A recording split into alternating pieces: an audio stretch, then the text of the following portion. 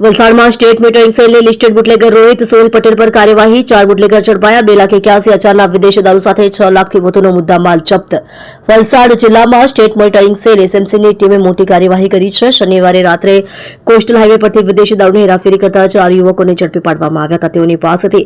અંદાજે ₹2,81,000નો વિદેશી દારૂ 4 મોપેડ અને 4 મોબાઈલ ફોન મળી કુલ ₹6,23,000નો મુદ્દામાલ કબજે કરવામાં આવ્યો છે આરોપીઓની ઓળખ રોહિત સોહિલ પટેલ વતન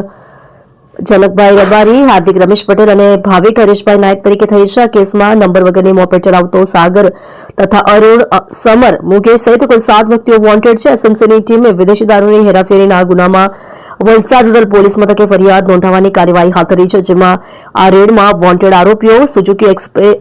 એક્સેસ ડ્રાઈવર સાગર દારૂ સપ્લાયર અરુણા લંગડી નટવરલાલ પટેલ રહેવાનું છરવાડા ડુંગરી બરાજ ફળિયા પારડી વલસાડ દારૂ સપ્લાયર અમર બહાદુર સ્વામી દયાલ યાદવ રહે ગુજરાતી સ્કૂલ પાસે પારડી વલસાડ દારૂના સપ્લાયર સાપુ રહે બિલીમોરા જિલ્લો વલસાડ દારૂના રિસીવર મુકેશ ઉર્ફે મુકડી રહે ડુંગરી બિલીમોરા જિલ્લો વલસાડ દારૂના રિસીવર કામિત રહે ડુંગરી બિલીમોરા જિલ્લો વલસાડ દારૂના રિસીવરને